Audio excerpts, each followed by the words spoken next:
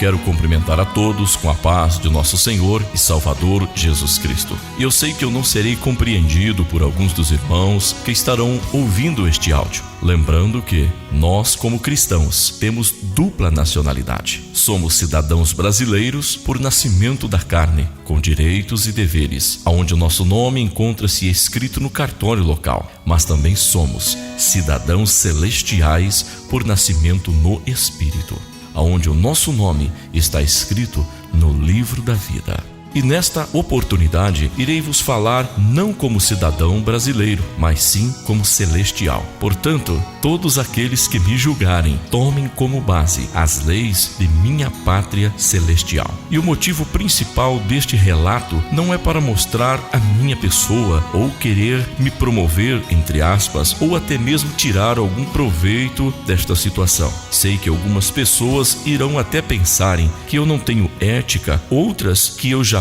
deveria fazer isso. Sou sabedor de tudo isso, mas é melhor obedecer a Cristo do que aos homens, principalmente aqueles que não andam no Espírito, mas andam segundo seus próprios conselhos, seus próprios pensamentos. É melhor agradar a Cristo do que esta classe de homens. E não sou eu quem vivo, mas Cristo vive em mim. Portanto, se Ele vive em mim, então eu tenho a mente de Cristo. Se eu tenho a mente de Cristo, automaticamente Ele domina todo o meu corpo.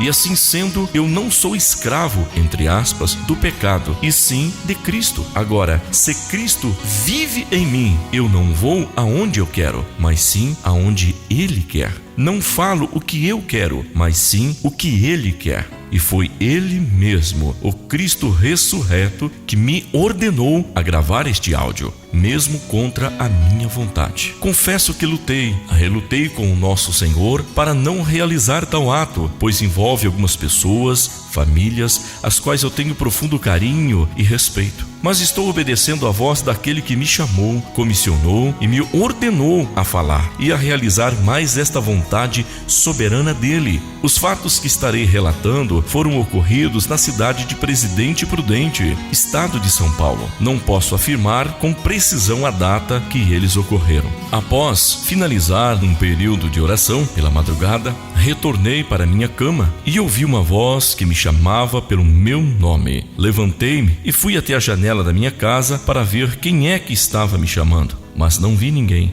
Voltei e tornei a deitar-me, mas novamente ouvi me chamar. Levantei mais uma vez, fui até a janela e não vi ninguém. Voltei a deitar-me, quando novamente eu ouvi a mesma voz me chamando.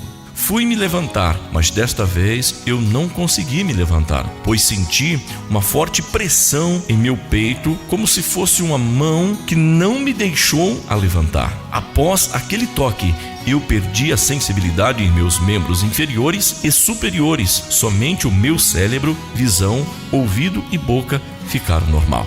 E aquela voz me disse assim: meu servo, vai até a cidade de Presidente Prudente e diga para o meu servo Carlos Padilha que eu estou jubilando ele dentro de muito breve, mas aquele que está no coração dele para ele colocar no lugar dele para assumir o seu lugar, diga para ele não pôr, pois se ele colocar, os olhos dele irão ver eu, o Senhor, com as minhas mãos fortes arrancar, pois eu o tenho rejeitado. Aí o cargo voltará para a mão dele novamente, e ele será forçado a passar o cargo para aquele que eu quero. Ouvindo isto, fiquei assustado e falei que eu não iria realizar tal tarefa, pois ela era muito pesada para mim. Mas aquela voz insistiu comigo, me dizendo que precisava que eu iria, pois grande seria a obra naquela cidade e que seria para testemunho de gerações em gerações de que o Senhor é o mesmo e não mudou, e que prevalece no meio do seu povo a sua vontade soberana. Após muitos dias sofrendo, pagando o preço por não ir realizar a vontade do Senhor, me rendi à vontade soberana do Senhor e fui até o nosso amado pastor. Assim que lá cheguei, fui muito bem atendido por sua secretária, que na época era sua filha, a qual não me recordo o seu nome. Após ser anunciado pela secretária, entrei em seu gabinete. Nós nos saudamos em Cristo, como usam fazer aqueles que foram santificados por Cristo. E o nosso amado pastor me perguntou em que ele poderia estar me ajudando, e nós iniciamos a nossa conversa. E contei a ele a respeito daquela visão, assim como ela se deu, e ele solicitou que eu repetisse novamente aquela visão, e assim eu o fiz. E o nosso amado pastor me pediu meu nome, a cidade aonde eu congregava e qual era o nome do meu pastor. Inclusive, meu pastor é testemunha de todos esses fatos. E ele anotou tudo, perguntando se eu tinha mais alguma coisa para relatar a ele. E eu disse que não. Nós nos despedimos e eu fui embora. Após ter passado um tempo, eu fiquei sabendo que o nosso amado pastor jubilou-se e deu posse para outro pastor presidente no campo de Presidente Prudente, estado de São Paulo, o qual também era seu filho, o nosso amado pastor João Carlos Padilha. Portanto, a partir de agora, o campo de Presidente Prudente possui um novo pastor presidente. Até então, tudo normal, mas após passar um certo tempo, surgiu em nosso amado pastor presidente João Carlos Padilha uma enfermidade muito terrível que infelizmente o levou a óbito. Após a morte de nosso amado pastor presidente João Carlos Padilha, o campo de Presidente Prudente volta para ser presidido novamente pelo nosso amado pastor Carlos Padilha. Após ter passado mais um período, novamente eu ouço a mesma voz me chamando pelo meu nome. E assim como aconteceu na vez anterior, fui me levantar, fiquei paralisado do ombro para baixo, somente a minha mente, juntamente com todos os seus órgãos, ficaram normal, e aquela voz me dizia assim: meu servo, volte novamente até a cidade de Presidente Prudente e diga mais uma vez para o meu servo Carlos Padilha que mais uma vez não é para ele colocar para presidir o campo de Presidente Prudente aquele que está no seu coração, pois desta vez, se ele insistir, eu, o Senhor, cobrarei dele. Mais uma vez, tentei lutar contra a vontade soberana de nosso Senhor para não realizar a sua vontade. E mais uma vez, sofri demais, mas não teve jeito. Tive que ir, mesmo contra a minha vontade. Pois ser profeta de bênção é muito fácil. Profeta de chave de casas, chaves de carro, é muito fácil e honroso. Da Ibope tem as melhores agendas, são convidados para pregar em grandes eventos, mas a palavra que eu tinha que levar era pesada demais. E com certeza o que me restou foi caverna e deserto. O nosso encontro foi agendado e o Senhor pediu para que eu tivesse 2 testemunhas, e assim eu o fiz. Solicitei 2 testemunhas, ou seja, 2 obreiros do campo de Presidente Prudente, os quais suas identidades quero preservá-las. É chegado o momento do encontro. Eu, as 2 testemunhas e o nosso amado pastor presidente, pastor Carlos Padilha, do campo de Presidente Prudente. Todos nós, dentro do seu gabinete, iniciamos a nossa conversa. Inicialmente, nos saudamos como usam fazer os santos.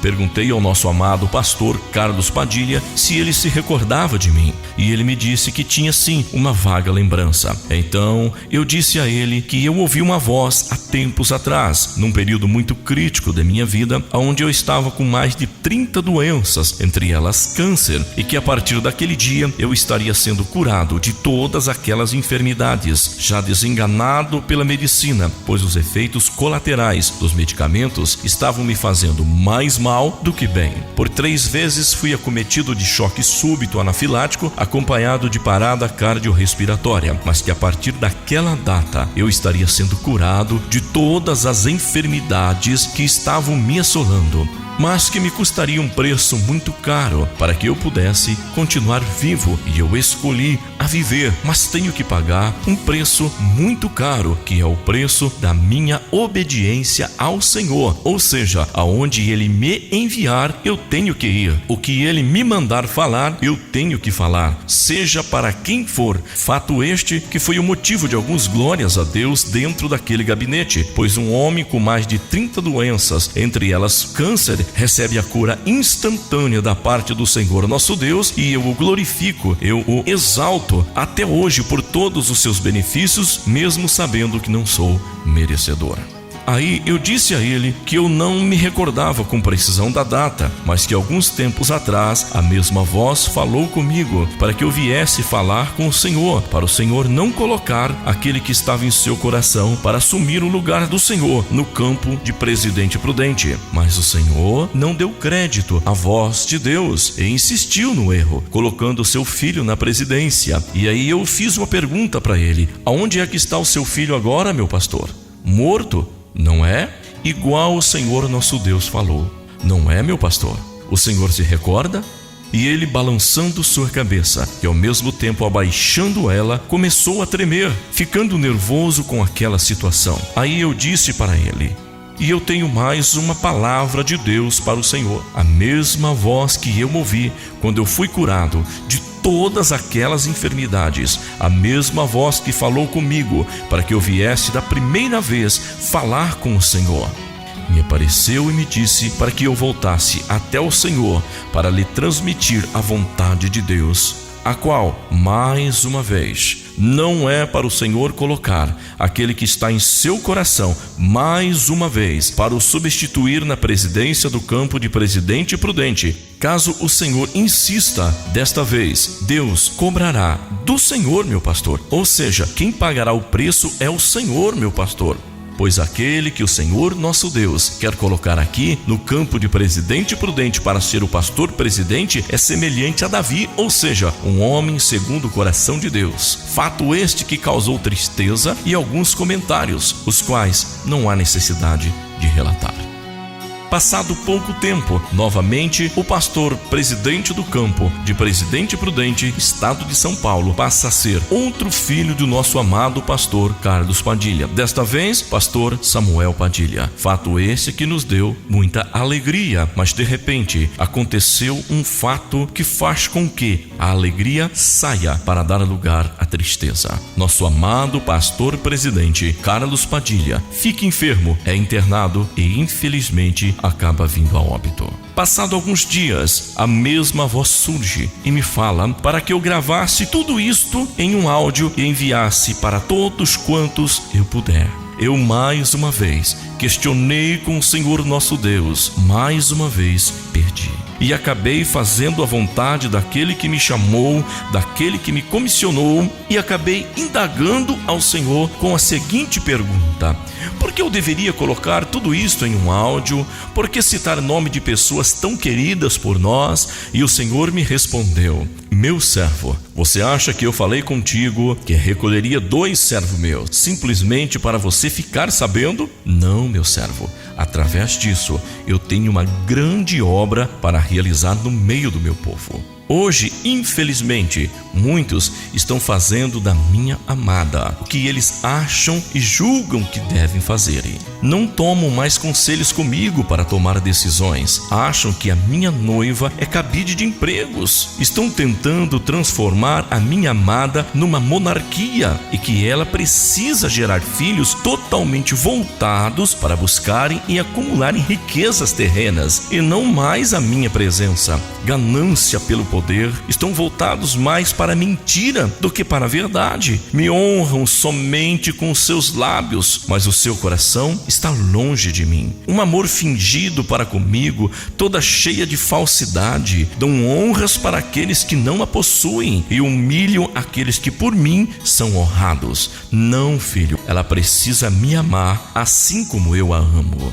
Estão querendo transformar a minha noiva, a minha amada, em uma prostituta espiritual que se deita com qualquer um. Estão levando ela a se prostituir.